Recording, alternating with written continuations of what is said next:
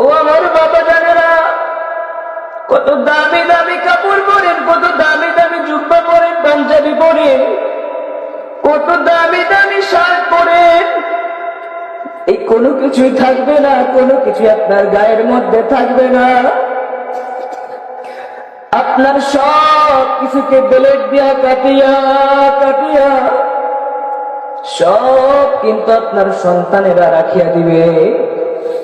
আপনার গায়ের মধ্যে অল্প দামি সাদা কাপড়ের কাপড় দিয়া দিবে। কেউ আপনাকে জমিনের মধ্যে রাখতে চাইবে না। ছোট্ট সন্তান বলবে, আব্বু গো, আমার মাই তো কথা বলে না, আমার মাকে তোমরা কাপড়ের কাপড়ে পেঁচায়, সাদা কাপড়ে পেঁচায় কই লইয়া যাও। ও আব্বু, আমার মাকে আমি একটু ডাকতে চাই, আমি একটু দেখতে চাই, আমার মাকে তোমরা কই লইয়া যাও। হাউমাউ করিয়া কান্না করবে, কিন্তু বাবা বলবে, না রে মা, না রে সন্তান, তোর মাকে আর দুনিয়ার জমিনে রাখা যাবে না। মায়ের কাছে যাবে, বলবে, মা গো, আমার আব্বু আর কথা বলে না, আমার আব্বুকে কই লইয়া যায়, আমি আমার আব্বুর সঙ্গে রাত্রে ঘুমাইতে চাই। যেই সন্তান রাতে বাবার সাথে ছাড়া ঘুমায় না, মায়ের সাথে ছাড়া ঘুমায় না, ওই মাকে ওই বাবাকে যখন কবরের দিকে নিয়ে যাইতে থাকবে, মিনহা খালাকনাকুম ওয়া ফিহা নুঈদুকুম ওয়া মিনহা নুখরিজুকুম তারাতান উখরা। ও আমার দুনিয়ার বান্দা বান্দীরা, তোমাদেরকে আমি মাটির দ্বারাই বানাইলাম।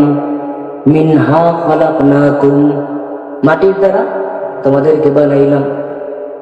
ওয়া ফিহা নুঈদুকুম, আমি আবার তোমাদেরকে মাটির মধ্যে নিয়ে যাব, আবার এই মাটির মধ্যে তোমাদেরকে নিয়ে যাব।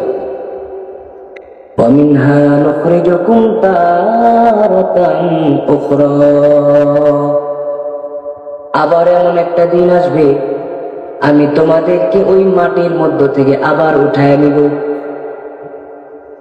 কিয়ামত কায়েম হয়ে যাবে, সিংহায় ফুৎকার হয়ে যাবে, আপনাকে আমাকে আর ওই মাটির মধ্যে শোয়ায় রাখবেন, আবার উঠে যেতে হবে।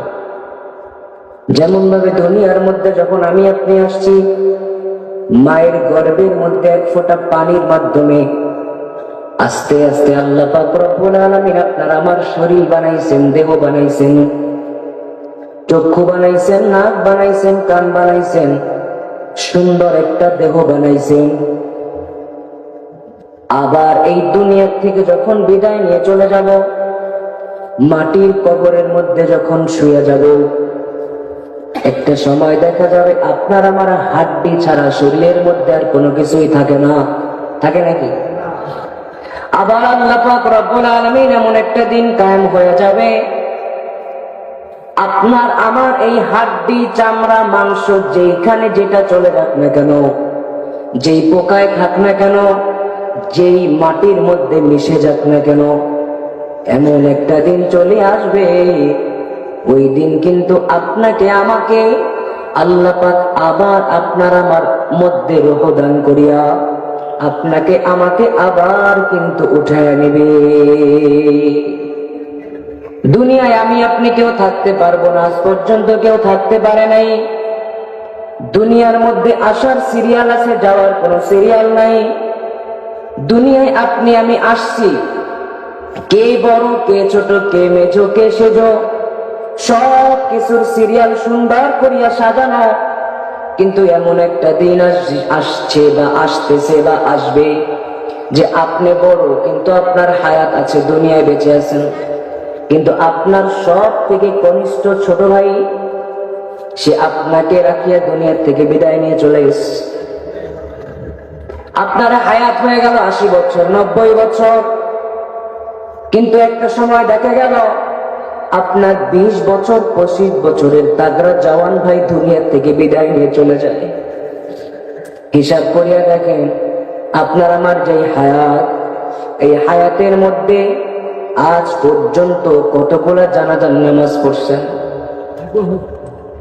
বাজারের মধ্যে বসে চায়ের দোকানে বসছেন, হঠাৎ করিয়া মাইকে ইমাম সাহেব এলান দেয়, আল্লাহর অমুক বান্দা দুনিয়া থেকে বিদায় নিয়ে চলে গেছে। আল্লাহর অমুক বান্দা দুনিয়ায় তার হায়াতের সময় শেষ হয়ে গেছে। ও আমার দুনিয়াদার পাগল বাবারা, ও আমার পর্দার অন্তরালে আমার মা বোনেরা, দুনিয়া থেকে বিদায় নেওয়া লাগবে, দুনিয়া থেকে চলে যাওয়াই লাগবে। দুনিয়ায় আজ পর্যন্ত কেউ থাকতে পারে নাই, আপনি আমিও থাকতে পারবো না। কোন দিন মালাকুল মউত ঘরের দরওয়াজার সামনে আসিয়া যাবে, ঘরের দরওয়াজার সামনে আসিয়া আপনার আমাকে আর আমার রূহটাকে কবজ করে আজরাইল কিন্তু নিয়ে চলিয়া যাবে। আপনার একটা শুধুমাত্র দেহখানা পড়িয়া থাকবে, আর কিছুই থাকবে না। থাকবে? আপনার রূহটাকে নিয়ে যাবে, আপনার দেহখানা পড়িয়া থাকবে। রাতের বেলা সুন্দর করিয়া ঘুমাইলেন, সকালবেলা আপনার সন্তান আপনাকে আব্বু বলিয়া ডাক দেয়, আপনার বিবি আপনাকে স্বামী বলিয়া ডাক দেয়, আর স্বামী মেয়ে মারা গেলে মেয়েকে সন্তান বলিয়া ডাক দেয়, মেয়ের সুন্দর একটা নাম নিয়ে ডাক দেয়। কিন্তু একটা সময় দেখা যায় ওই সন্তানের গায়ের মধ্যে হাত দিয়া দেখা যায়, বাবার শরীরের মধ্যে হাত দিয়া দেখা যায় ওই বাবার শরীর, সন্তানের শরীরটা পাথরের মতো শক্ত হয়ে গেছে। তাকে ডাক দেয়, কিন্তু ডাকের কোনো জবাব দেয় না, কারণ তার হায়াত নামক যেই একটা রেলগাড়ি দুনিয়া থেকে শেষ হয়ে গেল, দুনিয়া থেকে বিদায় নিয়ে চলে গেল। বাবা, আমি সামান্য সময় আপনাদের সামনে আলোচনা করব, কিন্তু আমি চাই আপনারা আমার সাথে একটু চোখের পানি ফেলবেন, একটু মাওলার দরবারে কান্না করবেন, কারণ কোন দিন জানি হায়াত শেষ হয়ে যাবে, আমিও দুনিয়া থেকে বিদায় নিয়ে চলে যাব, আপনিও দুনিয়া থেকে বিদায় নিয়ে চলে যাবেন।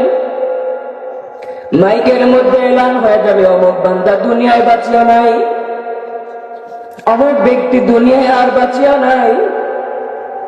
বাবারে, একটু চক্ষুটা বন্ধ করিয়া নিচের দিকে মাথাটা ঢুকায়া দেন, একটু সবাই চক্ষু দুইটা বন্ধ করিয়া মাটির দিকে একটু মাথাটাকে ঝুঁকায় দেন, নামায় দেন, আর একটু মনে মনে স্মরণ করেন, আল্লাহ, এই বুঝি আমার মরণ হয়ে গেল,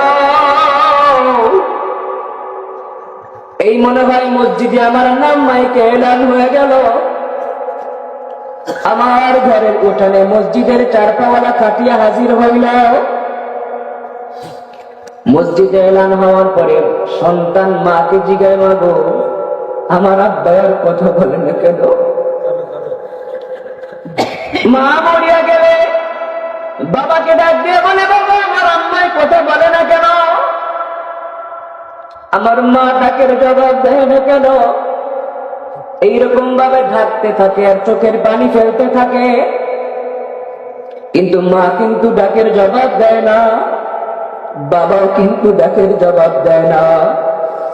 কেউ যায় বাগানে বাঁশ কাটবার জন্যে, কেউ যায় কবর খনন করবার জন্যে, কেউ যায় বাজারে কাপড়ের কাপড় আনবার জন্যে। আমি জানি না রে বাবা, আপনাদের জন্য কার জন্য বাজারে কাপড়ের কাপড় চলিয়ে আসছে। একটা সময় দেখা যাবে আপনাকে আমাকে এইরকম ভাবে 3.5 হাত একটা কবরের মধ্যে শোয়া দিবে, সাদা কাপড়ের মধ্যে শোয়া দিবে। আপনার এত অর্থ, এত টাকা, এত পয়সা, এত দামি দামি গহনা, ও পর্দার আড়ালের মা, আপনার এই সুন্দর শাড়ি আর গায়ের মধ্যে থাকবে না। ও আমার বাবা জানেরা, কত দামি দামি কাপড় পরেন, কত দামি দামি জুব্বা পরেন, পাঞ্জাবি পরেন, কত দামি দামি শার্ট পরেন, এই কোনো কিছুই থাকবে না, কোনো কিছু আপনার গায়ের মধ্যে থাকবে না। আপনার সব কিছুকে ব্লেড দিয়া কাটিয়া কাটিয়া সব কিন্তু আপনার সন্তানেরা রাখিয়া দিবে। আপনার গায়ের মধ্যে অল্প দামি সাদা কাপড়ের কাপড় দিয়া দিবে। কেউ আপনাকে জমিনের মধ্যে রাখতে চাইবে না। ছোট্ট সন্তান বলবে, আব্বু গো, আমার মাই তো কথা বলে না, আমার মাকে তোমরা কাপড়ের কাপড়ে পেঁচায়, সাদা কাপড়ে পেঁচায় কই লইয়া যাও। ও আব্বু, আমার মাকে আমি একটু ডাকতে চাই, আমি একটু দেখতে চাই, আমার মাকে তোমরা কই লইয়া যাও। হাউমাউ করিয়া কান্না করবে, কিন্তু বাবা বলবে, না রে মা, না রে সন্তান, তোর মাকে আর দুনিয়ার জমিনে রাখা যাবে না। মায়ের কাছে যাবে, বলবে, মা গো, আমার আব্বু আর কথা বলে না, আমার আব্বুকে কই লইয়া যায়, আমি আমার আব্বুর সঙ্গে রাত্রে ঘুমাইতে চাই। যেই সন্তান রাতে বাবার সাথে ছাড়া ঘুমায় না, মায়ের সাথে ছাড়া ঘুমায় না, ওই মাকে, ওই বাবাকে যখন কবরের দিকে নিয়ে যাইতে থাকবে, ওই মা আর ওই বাবা কিন্তু দুনিয়া থেকে চলিয়ে যাবে, কেউ তাদেরকে রাখবে না। বৃষ্টি হইতেছে, বৃষ্টির মধ্যে ঘরের উঠানে চার পাওয়ালা খাটিয়ে রাখা থাকলো, বৃষ্টি হয়, সবাই ঘরের মধ্যে চলিয়া যায়। কেউ যদি ডাক দিয়ে বলে, এই খাটিয়াটা একটু ঘরের মধ্যে নাও, বিবি যাকে আপনি এত ভালোবাসেন, এত মোহাব্বত করেন, ওই বিবি বলবে, না রে না, ওই খাটিয়া ঘরের মধ্যে আনিও না, আমার সন্তানের ওই লাশ দেখলে ভয় পাবে, ভালোবাসা সব এক মুহূর্তের মধ্যে শেষ হয়ে যাবে রে বাবা।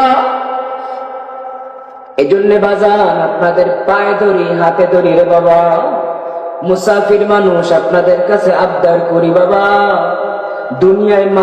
দুনিয়ার মায়ার মধ্যে জড়াইয়া আল্লাহকে ভুলিয়ে যাইয়েন না, কারণ আমার মাওলা ছাড়া আপনাকে নাজাত দেওয়ার কেউ নাই, আমার মালিক ছাড়া আপনাকে আমাকে নাজাত দেওয়ার, ক্ষমা করার কেউ নাই। কিয়ামতের কঠিন ময়দান যখন কায়েম হয়ে যাবে, আমার মালিক মানুষদেরকে মাপ দেওয়ার জন্য উসিলা তালাশ করবে।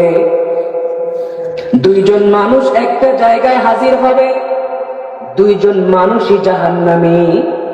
আল্লাহ পাক রব্বুল আলামিন একজনকে ডাক দিয়ে বলে, যাও, তোমার ঠিকানা জাহান্নাম, চলিয়ে যাও।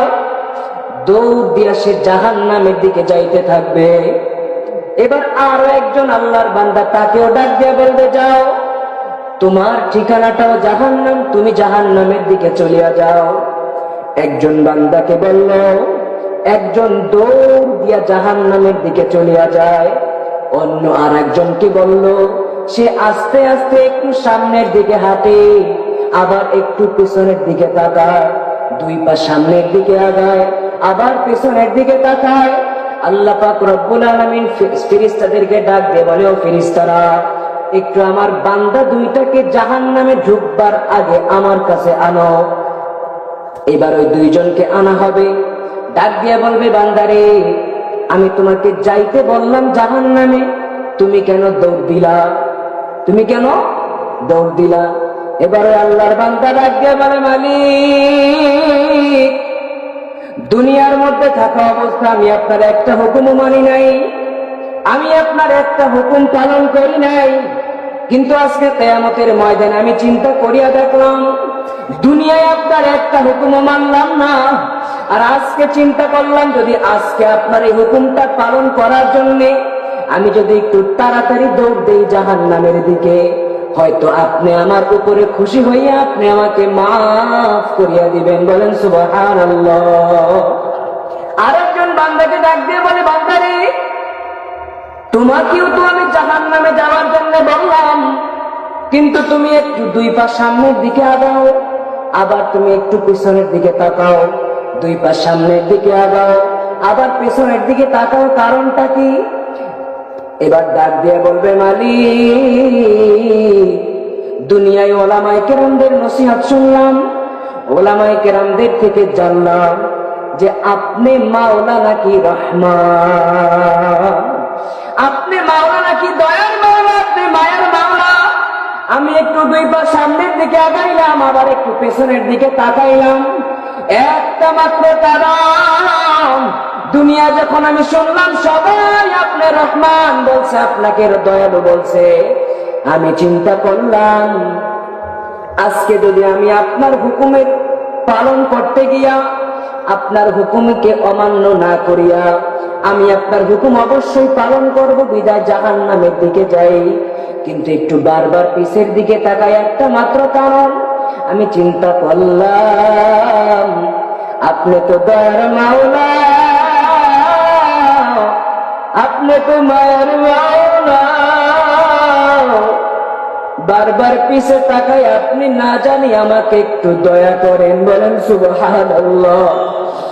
আমি বারবার একটু পিছের দিকে তাকাই, আমার সামনের দিকে যাই, আমি মনে মনে ভাবি দুনিয়া যখন ওলামায়ে কেরামদের মুখে শুনছি আপনি দয়ার মাওলা, মায়ার মাওলা, এজন্য আমি একটু পিছনের দিকে তাকাইতেছি একমাত্র এইটাই কারণ যে আপনি রহমান, আপনি রহিম, আপনি দয়ার মাওলা, মায়ার মাওলা।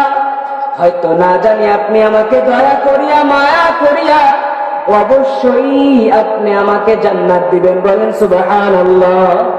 এবার আল্লাহ পাক রব্বুল আলামিন ফেরেশতাদেরকে ডাক দিয়ে বলে, ও ফেরেশতারা, তোমরা আর দেরি করিও না, তোমরা আর দেরি করিও না, এই বান্দা দুইটাকে আমি জাহান্নামের মধ্যে দিতে চাই না, বলেন আল্লাহু আকবার। আর জোরে বলেন আল্লাহু আকবার। ও ফেরেশতারা, আমি এই দুইজন বান্দাকে আর আমি জাহান্নামে দিতে চাই না।